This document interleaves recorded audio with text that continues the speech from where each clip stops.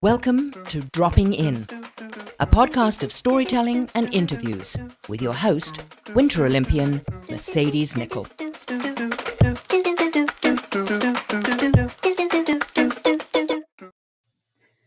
Thank you so much for dropping in on Series 9. Now, this is a series where I've reached out to my past guests, parents, to see if they are okay with coming on a podcast. Some of them were a little too shy, and some of them have come on, and we have heard from both of my parents, and I have another guest today. This is episode 79. Let me introduce the guest that we will be chatting with today. This guest is mother to episode 60. That was series 7 where I had Canadian Paralympians on. You might want to catch that and listen to it. Episode 60 if you haven't listened to it yet. Now, this guest grew up in Calgary. She started skiing at the age of 3 at Sunshine Village, skiing every weekend for as long as she can remember.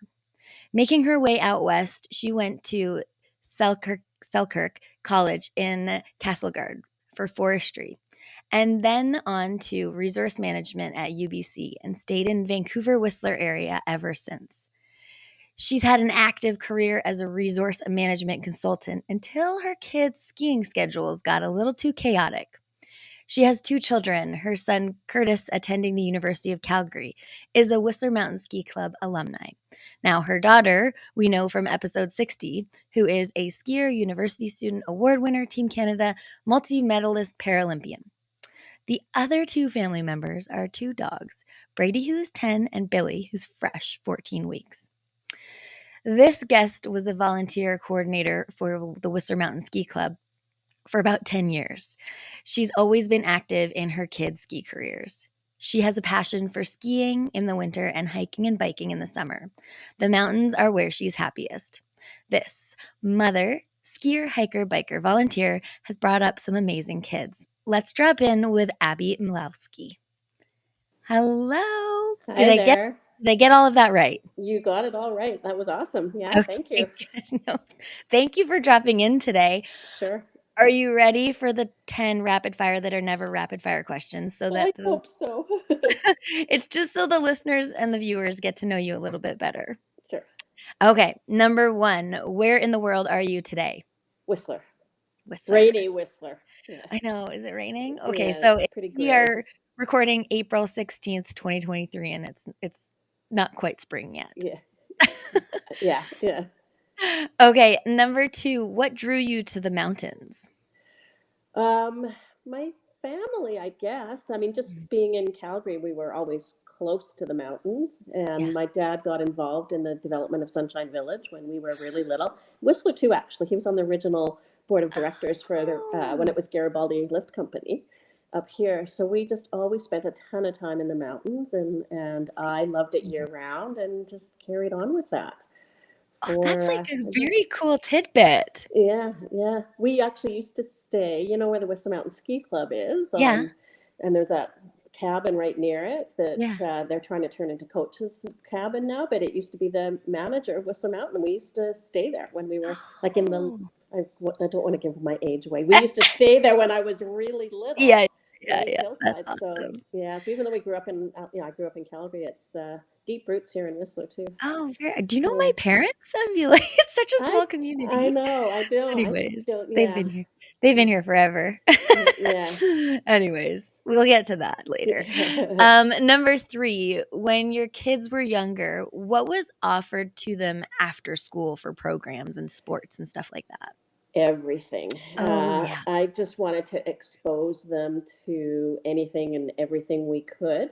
Yeah. When Mollie was born, missing the digits on her hand, we just thought, you know what, we just got to get her out there and do everything. So she started in a little baby gymnastics class at 6 weeks old, and we just went from there. So they did everything. There was gymnastics. I think they did the required swimming and that sort of thing, soccer.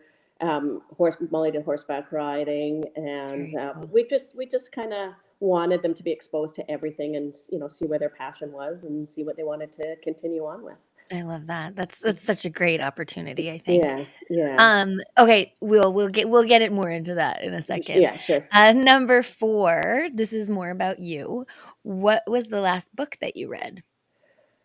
Oh, I'm so bad with remembering titles. I am too, so don't worry. I'm in the middle of it right now, but it's a fiction story actually, but Yeah. it's kind of based on a true story of the Lehman Brothers whole fiasco in New York, the investment banking collapse and that sort of thing. So and a family from Africa that came here to work for one of the or one of the senior employees at Lehman Brothers. So it's quite interesting because it's Oh, kind of based on fact, but it's also fiction. Yeah, I like that. I like yeah. that a lot. Nice. Okay, number 5, was school a big part in your kid's life, or was there time for them to take out of school for sport? They took out a lot of time from Did school they? for sport as they Okay. got older. Well, Mhm. Mollie being older than Curtis, she started skiing. I'm going to say it was probably grade 6, maybe even grade 5. Started Yeah. doing a lot of training on Thursdays and Fridays, as well as Saturday and Sunday. So Okay. they were at school in West Vancouver, but we often came up to Whistler on Wednesday night and they skied Thursday, Friday, Saturday, Sunday. Curtis, even though he wasn't quite as active in skiing yet. I mean, Yeah. none of his group skied weekends or Yeah. weekdays, but I had to bring him up with me because I couldn't leave him at home. Right. Yeah, so, yeah, yeah. so they missed a lot of school, and then especially in high school, they missed a ton of school, And and then. were the schools okay with that? Like, did they graduate on time? Yeah, the schools were great. Yeah. They didn't at the time have any kind of special program Yeah. for missing school, but they were really accommodating. I kind of told my kids they had to be the ones that communicated well with their teachers and with the Right. principal, and they had to keep their marks up, and Yeah. then we could do this. But I occasionally had to intervene, but Yeah. not very often. And everything there were. I think as typical with a lot of athlete kids, the busier they are, the better they perform. So they needed Yeah. to be busy in school, they needed to be busy in skiing, Yeah. and it worked. And yeah, they graduated on time. Curtis was a COVID grade 12 graduate, so that was a little bit different. Brutal. So he was actually, I think Brutal. he was in the middle of a FIS race series up in Whistler when the world shut down. So he just stayed up here and never went back to school again. Did some they did some stuff online, but Yeah, it but is that it was is it. kind of it's a very well, I'm older, so it's a very different world from what I was in. There was no, like, online courses at the time, Yeah, so I think it's a lot easier now for kids to yeah, yeah, kinda yeah. get it. And now with COVID, and then they've, like, altered everything, I think. Totally. Yeah, yeah. His whole first year of university was online. So yeah, it's Oh, different. Yeah, brutal, yeah, yeah, brutal. Ugh, okay. yeah. Number 6. Now, would you be at all of your kids' events when they were younger? I tried. It was hard to be at everything because there was competing schedules with them Okay, too. Curtis also played a lot of basketball. okay. So I tried to go, I was on the road a ton with them and I Yeah, tried to balance and be able to be there for both kids. But when they were younger, for sure, it was, at that time, parent volunteers were a huge part of ski racing. So we went and right. we cooked, we drove, we did all of that kind of stuff. So I loved being there. I had a hard time watching just out of nerves, but Yeah, yeah. I loved being at anything I could go to. Yeah. Okay, cool. That's awesome. Number 7, I'm excited to hear the answer to this question because I know you're everywhere volunteering your time nowadays. How active is your lifestyle? Uh, very like active um, volunteering or All of the recreationally. Yeah, I mean, I would say volunteering is still being very active, like, you're on yeah, your feet organizing what were you just organizing, a NORAM? yeah. The NORAM finals were held here in Whistler, so that was huge. I normally do Whistler Cup. I've done Whistler Cup for about 10 years, Right, but because the NORAMs was right before, there's no way to do both. So right. that was huge. I've been the volunteer coordinator at the ski club for a long time. I think I have finally Have you moved edged away out? from it fully. I've kind of stepped away 3 times now, Oh god, but never actually stepped they away. keep pulling you back in. Yeah, so I think NORAMs might be it, but yeah, so that's all huge, big volunteering. But I'm training to do this. I don't know if you saw it last fall, last October, the Everesting thing that was here on. Oh my gosh. Yeah, so I'm training to do the one in Jackson Hole in mid-July. So Can you you explain to people what that is? Because so you have it's crazy here. 36 hours to it's at 3 or 4 different locations in North America, and you Yeah. have 30. They choose a hike, and you Yeah. have 30, and they calculate what the how many times you have to do that hike to reach the elevation of Everest. So it's called 29,029, which is the height of Everest. So Oh I'm my always gosh. looking for a goal to stay fit. I'm not motivated enough to just keep going for no reason. So I always Right. need, whether it's a big hike that I'm going to do or some kind of trip. And the Yeah. last few years, I've been lacking that goal. And I was doing the Mhm. Ascent Trail with a girlfriend last October, and I saw this event going on, and I went, okay, there's my goal. And Yeah. but I didn't want to do it at Whistler because it was just too familiar, and I didn't think the Ascent Trail you have to do 8 times to reach the height of Everest, and you have 36 hours to do it. You start at 6 a.m. on Friday morning, and you have until 6 p.m. on the Saturday to finish it. So I looked at their Dude. other events. So I'm doing Jackson Hole, which this is the first time they've done Jackson Hole, and I think it's going to be Okay. probably, they say it's going to be the hardest one because you have to do it 19 times, but it's really steep. Why not? Why So not? Why wouldn't you set that goal for yourself to go to the hardest one it's the only one possible? that fit in my schedule. So I Okay. kind of went, so I've been trying to train for that in between all of this other stuff. So, and every day I wake up and I Wild. go, okay, today's the day I'm really going to start to focus on this. And now I really have to, or I'm going to Oh die. my gosh, 19 times. Is there an elevation Yeah. difference in Jackson? Yes. So I'm going, it starts on a Friday morning. I'm going to go out on a Tuesday just Yeah, so I just to can. acclimatize. Yeah, and which, I hummed and hawed about that because you also apparently for this particular hike, you see the whole thing. It's short. Yeah. It's 1.1 miles. Okay, but, like, Where straight up. Yeah, so where the ascent trail is nice and meandering through trees and very terrain stuff, you can see this whole thing from the bottom. So I was a Right. bit worried about kind of getting there and looking at it, going, shoot, Totally. I have to do this 19 times. Oh my gosh, I don't even Yeah. wanna do the ascent trail once. It's so Well, it's funny hard. because I'm working with a trainer, and I said to her, "I don't think I can do the ascent trail twice. How can I do this?" And she goes, "Well, you could if you had to. When you're Yeah. going to do it, you don't have the mindset that you're going to just ride the gondola down and go and do it again, right? But Yeah, she yeah. said if Ugh. you were training for this, but we'll see. They set different goals. I can't remember how many times. I think it's if you do it 12 times, you've reached the height of Kilimanjaro, and Oh, they that's cool. set different goals. So Okay. if you don't make it, then you've always achieved something. And I did Right. Kilimanjaro in 2014, so You're, like, I kind of go, manageable. okay, that's my goal then, Okay. and anything on top of that will be a bonus. I think you're gonna get 19. Yeah. I've just met you, but I feel like you've got the determination. We'll see. These legs are a Okay. little old. Oh my gosh. So, okay, this next question is actually bang on point. Number 8, how do you motivate yourself on days that you might be lacking motivation to get outside and be active? Well, I can't now, right? I just have to do it. Even if I Yeah, don't get you're outside, forced. and I kind of turned, when April didn't, sometimes April can be really nice in Whistler, right? And sometimes it's really crappy. And we've had Yeah, some beautiful days for sure, but we've yeah, had a lot of really crappy ones. And I have a hard time on those days. And of course, you yeah, can't do a ton of hiking yet because there's too much snow. exactly. But I have to make myself do something. So I'll even just I'll do step ups on my coffee table, Nice. and I'll just go, Yeah, okay, I got to do it for half an hour, and just something so I make sure, because yeah, I wake up every morning going, how can I be ready and stuff. So I just good and for having you. dogs motivates you too because they've got Yeah, to get out for exercise. So yeah, that helps. Yeah. for sure. Nice. Number 9, what makes you smile? My kids. Yes, Um, my parents said that to me. I was like, "Aw." I love watching them grow and develop. I miss, as soon as they move on to another stage in life, I miss the previous stage, but I'm so excited for the Right. stage they're in and stuff. But you know Yeah, what? Just everything does too. Just being, up in the mountains, having the kind of the freedom and flexibility to choose what I want to do and stuff. It's yeah. all good. Yeah. We do live in a pretty special place. Yeah. It's pretty awesome. Yeah. Yeah. Awesome. Okay, number 10, this is the last one of the rapid fire. Did you know about your kid's passion from a young age? Um, yes, especially with Mollie, but with Curtis too. I mean, Mhm. I was active. I grew up active.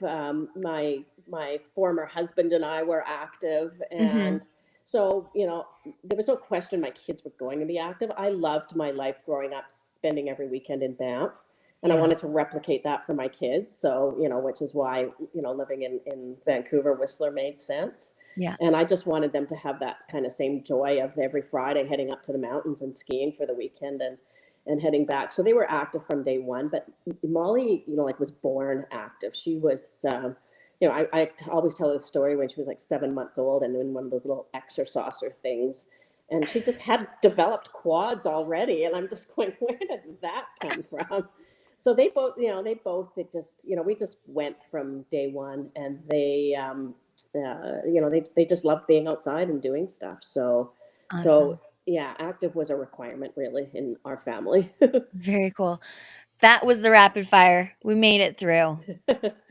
Awesome. Always fun. Yeah. I do wanna get into, like, having all the opportunities to try different sports when you're little. I think that's kind of the theme and, like, parents allowing their kids a little bit of independence. Would you say that that's a path that you took as well with your kids?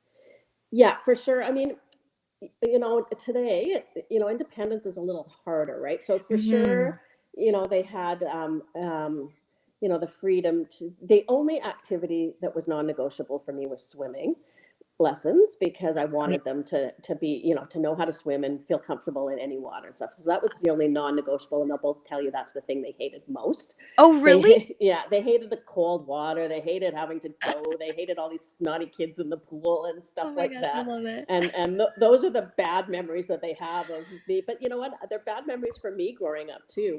I remember my mom, you know, forcing me into the car to get me to the Y to take swimming lessons. But that was just the one thing that I didn't care what else they wanted to do. They needed to Yeah. know how to be safe around water and how to swim That's and stuff like that. that's So a good mom tip. that was the non-negotiable forced schedule. Yeah. Otherwise, all their activities, they, obviously we steered them when they were young, and in some respects, skiing was non-negotiable because we were a Right. skiing family. But they loved Yeah. it. They both loved it from the second they put Yeah. ski boots on and stuff. So that was easy. And They the didn't other wait, they stuff, didn't go wait, they didn't go to ski scamps kicking and screaming? um, Molly did a little bit to begin with. Yeah. Curtis never did, and I think Curtis benefited from seeing what his sister enjoyed. So he was kind of, well, she Yeah. likes it, I'm gonna like it too. Yeah. I think we have And to normalize that, like, most kids maybe start off kicking and screaming, yeah, and then yeah, once they're in it, because I did the same, I was, yeah. like, throwing fits, and then I was like, "Okay, I'm in it. I really love this." Well, the cue for me was that when we went to pick them up, they wanted to ski some more. So they'd been out there Yeah. all day, and they wanted to do. We did Blackcomb Base. Okay. Um, for Molly, I guess, because it was the easiest for someone with a bit of a disability to have everything right there. The bathroom was right there. Right, They if right, they right. were on the little slope there, they didn't have to Yeah. get into that little shuttle thing that they had at Creekside Base to get Right. back. So so as soon as I picked them up, they wanted to go up the wizard chair, which so that Oh, I was a love win then, right? that. They wanted to do a couple of more runs and go faster and everything else. So even if they Totally. kicked and screamed in the morning, I knew they were enjoying it. And you know Yes. what? They had great instructors, right? Yeah. I mean, the ones that work with the little kids, oh my God, they have to do everything, right? They have to I take them to know. the bathroom, they have to wipe their noses, they have to put the skis on every single one of them and stuff. Yeah. So they also became babysitters and stuff too. You got to know them. Totally, totally. So yeah, yeah. And so it started in ski scamps and then the opportunity to go into the J J4. Yeah, and Molly didn't do it at first. She didn't want to. She stayed in I mean, I think it's called Ultimate Eights now or something like that. It wasn't at the Yeah. time, but Yeah. I think it was level 8, I guess.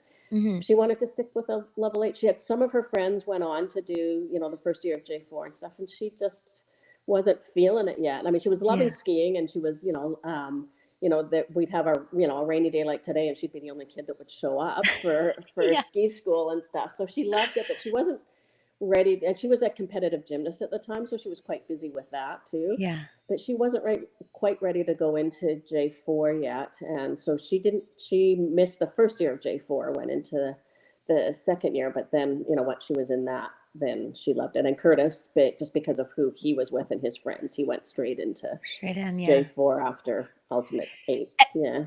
Was there a point in time that they, or like an age when they started to really specify what sport they chose? Um, uh, for Mollie, it was tough because she loved gymnastics, and we would just do insane things. We would come up and Wednesday, and she'd ski Thursday, and then we'd go down for gymnastics practice on Thursday, and we'd drive up at midnight on Thursday night so she could ski on Friday, and we did that a lot. She had a hard time, and Curtis was the same with basketball. Basketball it had to become a natural choice because basketball was on Sundays, the game. So he had to make a choice and chose skiing. Mollie stuck with gymnastics with both as long as she could because the gymnastics was so good for skiing too, just spatial awareness and stuff. Yeah. But after she tore her first ACL, it was tough to go back to gymnastics. And that was heartbreaking for her. I remember pulling up outside the gymnastics center and she went in by herself to go and talk to her coaches and say she had to retire from it. And there was, lots of tears. And because they were a family too, it was the same as ski racing, right? You're with the same kids and you're traveling to competitions and all that kind of stuff. So that was tough for her. But it, again, it became a natural choice that she couldn't really continue on with the gymnastics. Totally fair. And then we get into the Paralympic realm. And you said you went to events when they were younger. Yeah. Did you go and watch in person for the Para Games? I went to Korea. Yeah. Okay. And which was awesome. Curtis came with me, and my sister and nephew came as well, which was fun. And and you guys had good weather.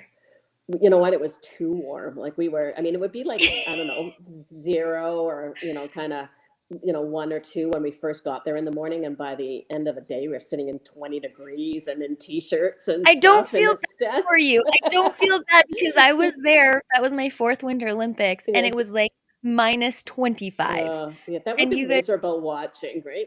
Sitting in the stands. But it was hard for the athletes, though, right? I mean, they would come down from their run and they'd just be sweltering, and they'd have to, wait a couple of hours and go and inspect again and do their second run. But for us, we were fortunate with that for sure, and it made it nice for walking around Pyeongchang and stuff like that too. At the end of the day.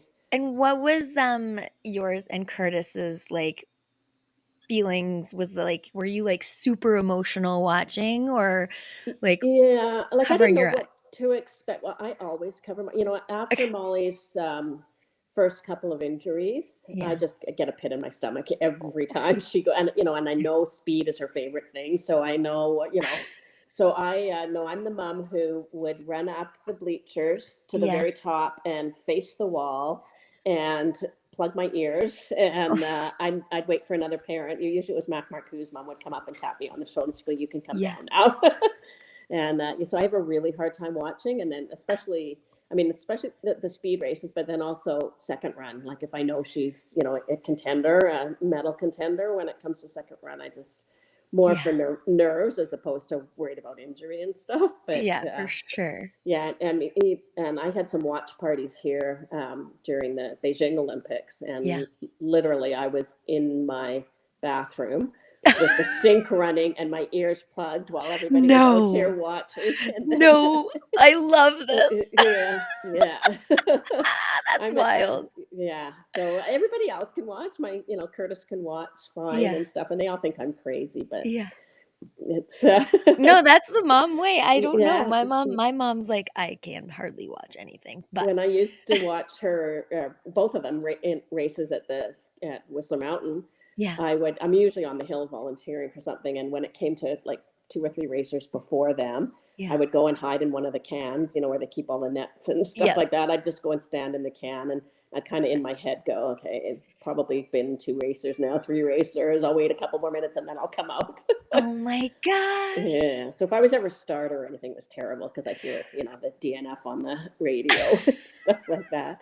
Okay. So, but then once she's finished and you know how she's placed, were you like, oh, totally losing it? Yeah, totally. And it's just so fun to be at the games because you're just surrounded by people who are so happy for Canada too, I have right? I have goosebumps because it's like such a surreal feeling that I hope a lot of people get to experience, even if Yeah. just in the crowd, because it's so cool. It is, and I remember Marco's mom saying to me, "There's nothing like the first gold medal, right?" Like it's, yeah, no, it was cool, and it was, it's fun. I wish more of my family could have come, and I think in Yeah. hindsight, once they saw it all, they wished they had come too, and then Yeah. of course didn't have the opportunity to in Beijing. Yeah, I But it was, know. it was great having, and Mollie's her kind of first trainer, like not affiliated with Alpine Canada Mm. or the ski club or anything, but that she worked with after she tore her first ACL. She came with us, so it was really special having Oh, her I there love too. that. Yeah, yeah, Oh, yeah, I'm like I have goosebumps because I can't imagine what it's like to be a mom and on the other side of it. So it's yeah. cool to hear the stories and what it Yeah, was yeah. like for And sure. it's hard. Like you just want to wait. Like you just want your kid to come up in the stands and see you after too. But of course, they're going for doping control and everything Yeah, else. So it can be a while before you see them. So it's, totally. but you just kind of want to, you want them to come and sit with you. But it's great at the games because there's so many Canadians and local people that go as course workers and stuff too, Yeah, right? That, yeah, that were from the community too. So some of them would come and sit with me during, like when it was close to her race time and stuff. So amazing. that was really fun. So it's kind of a nice bond that I have with, some of the weasel workers and Yeah, things too. yeah, Yeah. So totally. it's, For everyone that doesn't know, those are the people that help create the course and put all the fencing up and everything in. yeah, yeah, yeah, I love that, I feel like what I'm getting is because you brought up, Mac's family that, yeah. like, is the para team, like, kind of the parent team a family as well? Not all of them, Okay. because Some of you we're, get along really well. yeah, for sure. And I mean, when you're at something like the games and stuff, for sure, everybody's Yeah. together and stuff. But there's, I guess you keep in touch with the parents of the, not all the athletes stay in touch in the off season Yeah, true, too. true, true. It's, they're not, um, I mean, we, coming from Whistler and looking at especially the boys or the men that are on the Canadian Alpine team right now, they all grew up together in Whistler. They're all kind of the Yeah, same birth year and stuff. So they're a really tight group, and all the parents are really tight. And we all know each other because our kids are all the same age. The totally. para athletes come from across. They didn't grow up racing together. They kind of came Right. together as para athletes down the road.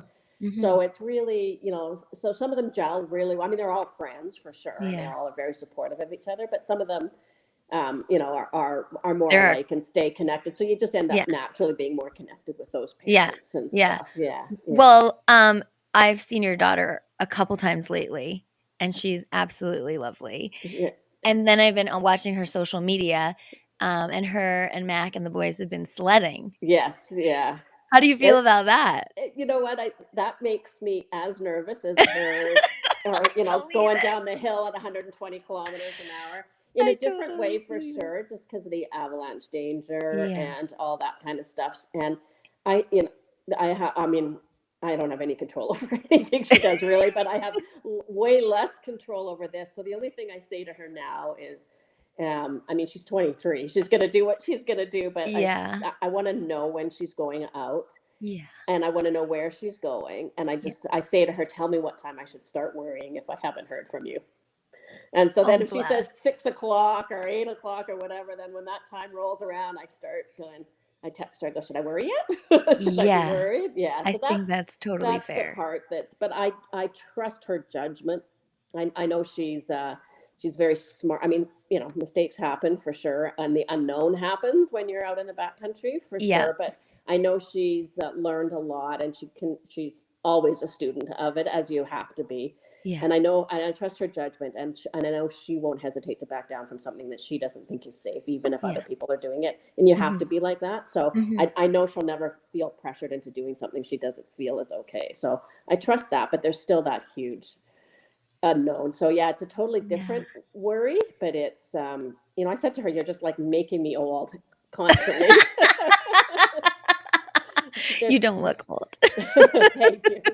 There's no pause button with these athletes, right? There's just, Yeah, it's as true. you know, right? It's just go, More. go, We go, go, always go. want more. Yeah, and it, could be a little bit of a different avenue or whatever, but it's Yeah. constant going. Yeah, That's so finding the next awesome. challenge. Yeah, It's yeah. so awesome. Just to wrap this up, do you have any advice for parents that may have up and coming athletes or athletes that may want to be up and coming? I think, really my main advice would be you just got to let them do what their passion is, right? Yeah. I've seen the gamut of kids that are kind of forced to do it because it's almost like the parents are living vicariously through them. Mhm. And I Mhm. remember saying to my kids always, because they were so busy between gymnastics and basketball and skiing and school and everything else, I remember saying to them, you have to tell me this is what you want to be doing. Like, I don't want Yeah. you feeling any pressure to be doing any of this, because I used to joke that, I don't want to be paying for your counseling when you're in your 20s because, you lost your high school or whatever. So I think it's important to, have constant check-ins with them and make sure that, Yeah. it's what they want to be doing. But if it's what they want to be doing, like, facilitate it any way you can. But Mhm. I'm also very determined to not be that parent on the hill who interferes too, right? Like, Right. they're in charge. The coaches are in charge of them when they're off skiing, and the coaches know best. Yeah. And for sure, there's things you need to do to be able to support them and stuff. But you just gotta, they'll come to you when they need help too, right? You give them the freedom to be choosing that, and Yeah. they're gonna come to you when they need. If you kind of are too helicopter parenting on them, they're gonna make it difficult, right? So Yeah. it's but yeah, I'm very big on letting them follow their passion. That's awesome. That's really good advice, and I hope that, everyone takes that and flies with it, because it seems to be the theme throughout with the Yeah, parents right now, yeah. which is really cool. I wanna thank you so much for dropping in with us today, and I wish you the best of luck on this hike. I can't wait Thank you. to see how it goes. Thank you, and thank you so much. That was fun. Yeah, My pleasure. thanks. So much for dropping in today. You can find everything you want to know about Dropping In with Mercedes at droppinginwithmercedes.com. Don't forget to subscribe on Apple, Spotify, and YouTube. Thanks DJ Kenosis for the music and my mom for the intro voice.